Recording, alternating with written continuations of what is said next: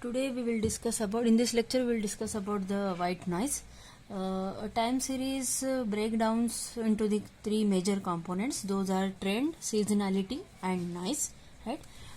Trend component tells you whether the product prices are going up or down, and by approximating how much. So this is upwards trend and this is downward trend. And seasonality, let us take an example of soft drinks. Soft drinks are taken during the summer, and during winter months their consumption is extremely low. Again, on account of major festivals there are fluctuations in the sales of products. So seasonality, cyclical, seasonal, within it may be within a month, within a quarter, within a year.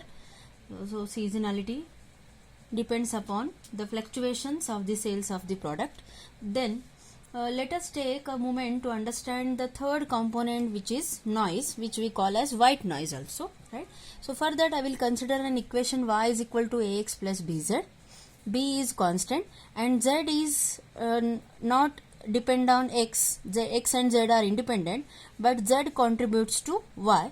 So let us take this z as mp plus nq, where these are latent variables, that is, which are directly not contributed to the value of y, but these contributed to the value of z.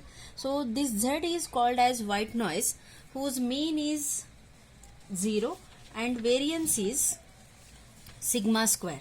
That is, this noise is expected to have these parameters 0 and sigma square, which means that as mean is 0, that means that this inherent variation or statistical fluctuation will cancel out as time passes, and these variations are also so small. So these latent variables, that is, the noise is nothing but it is an inherent variation or variability, which is called as a noise, and noise is contributed to value of y. So that is, and if time series is with a white noise, it is a sequence of random numbers and it cannot be predicted. If the forecasting is without white noise, we can easily predict the sequence or time series.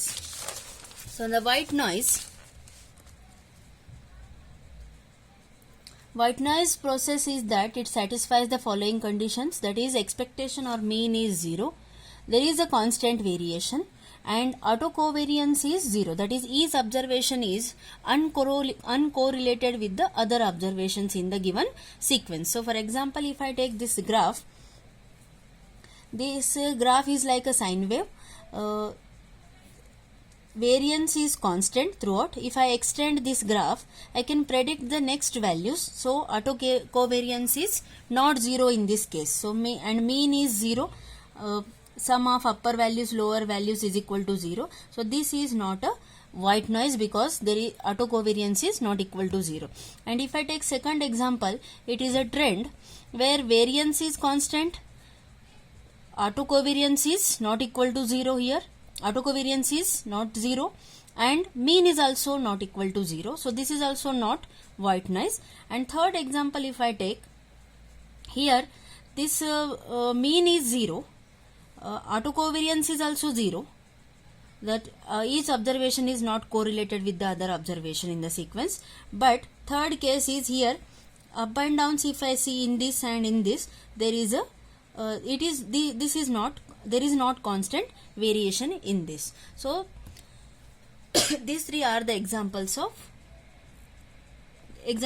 not a white. Now we will move towards the lag value. Let xt denotes the value of the time series at any particular time t. Then xt minus 1 denotes the value of the time series one time before the time t. That is, xt minus 1 is the lag 1 value of xt. So here I have taken one example. T time period 10 years or 10 weeks you can take. Xt, then xt minus 1, xt minus 2, xt minus 3. So xt is defined, xt observations have taken as y1, y2, y3, y4, y6, y7, y8, y9, y10. So 10 observation values are there. Then xt minus 1, that is lag 1 value of y2 is the previous value of xt, that is 14. Lag 1 value of y3 is 15. Lag 4, that is lag 1 value of y4 is 9. So previous value. So here lag 1 value of y2 is y1. Lag 1 value of y3, that is y2. Lag 1 value of y3 is y2. And lag 2 value of y4, so previous to previous observation, that is lag 2 value of y4 is 15. So here this is the column for lag 2 and this is the column for lag 3. So lag 2 value of y4 is previous to previous observation, which is 15. So in this way lag values we can write as, so that is lag 2 value of y4 is y2, lag 2 value of y6 is 6 minus 2 y4, lag 4 value of y9 is y5. So in this way we can define the value of lag. So now we will move towards the next process, that is moving average process. It is denoted by MA. Suppose that ZT is a purely random process with mean 0 and variance sigma z square, means which is a white noise. Then a process xt is said to be a moving average process of order q if xt is equal to zt plus beta 1 zt minus 1 plus beta 2 zt minus 2 plus beta q z t minus q. So this is first lag, this is second lag, this is qth lag, right? So that's why this model is denoted as MAQ model, that is moving average model with lag up to lag q, where beta are the constant. So in particular MA1 model can be written as xt is equal to zt plus beta 1 zt minus 1. MA1 model means up to lag 1. That, or it can be written as xt is equal to with mean mu plus zt plus beta 1 zt minus 1.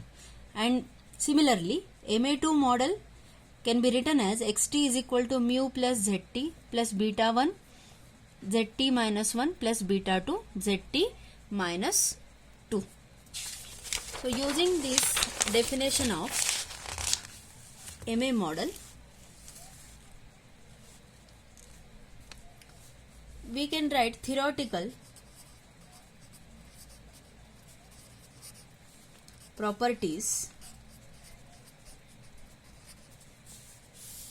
of MA1 model. For MA1 model, mean, that is expectation of xt is mu. So apply, taking expectation on both sides, we will get mu, and variance of xt is equal to sigma z square into 1 plus beta 1 square, and autocorrelation function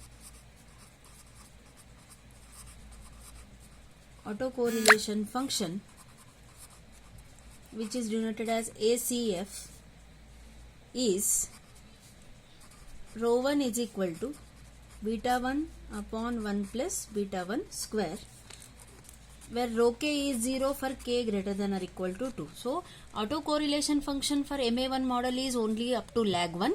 Lag 2 onwards all the values are 0. So let us take an example. Suppose that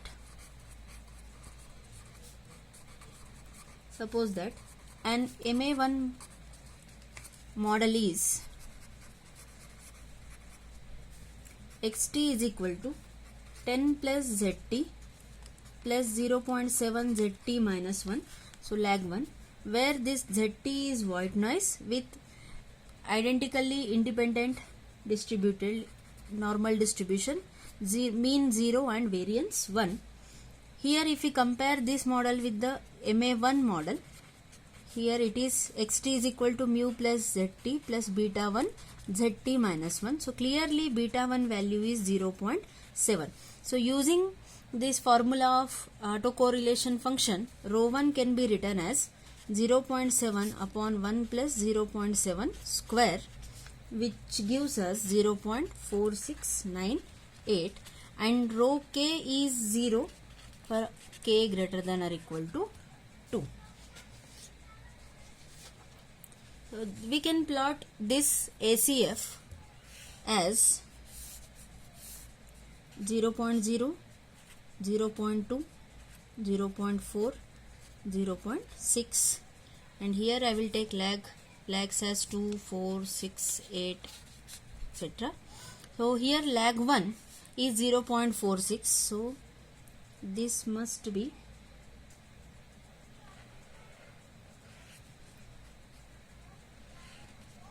lag 1 value.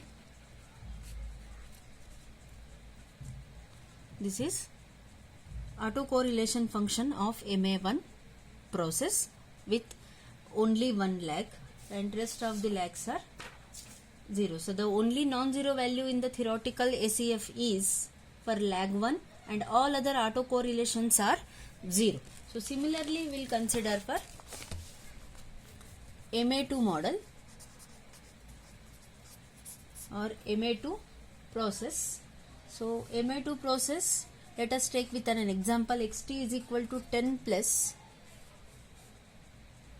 Zt plus 0.5 Zt minus 1 plus 0.3 Zt minus 2, that is up to lag 2.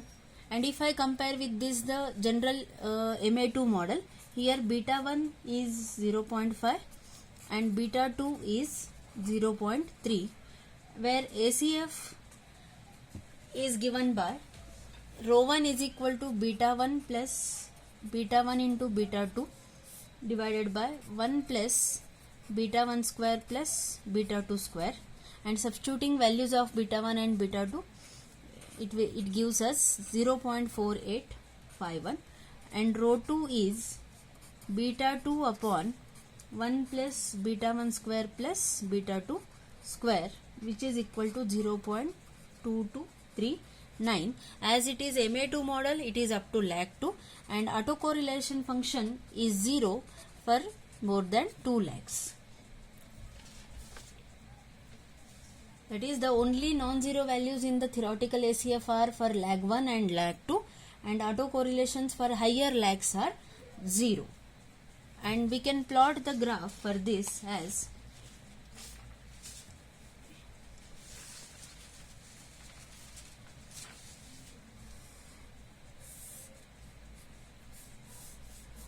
(0.0, 0.2, 0.6 lags are. So here lag 1 value is 0.4 and lag 2 value is 0.22.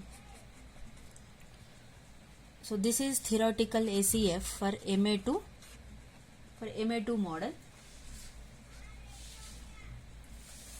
And with this theoretical ACF, for a sample is a sample with ACF with a significant autocorrelation only at lag 1 is an indicator of possible MA1 model, and only 2 lags is an indicator of possible MA2 model. And if we calculate through software, there is a difference between theoretical ACF and the computed ACF. So software will calculate directly the range margin. So lag 1, I will take it up to 0.4, lag 2 0.2. So we can observe some more non-significant lags in computation. So there is a difference in theoretical ACF and computed ACF because of sample error that is possible.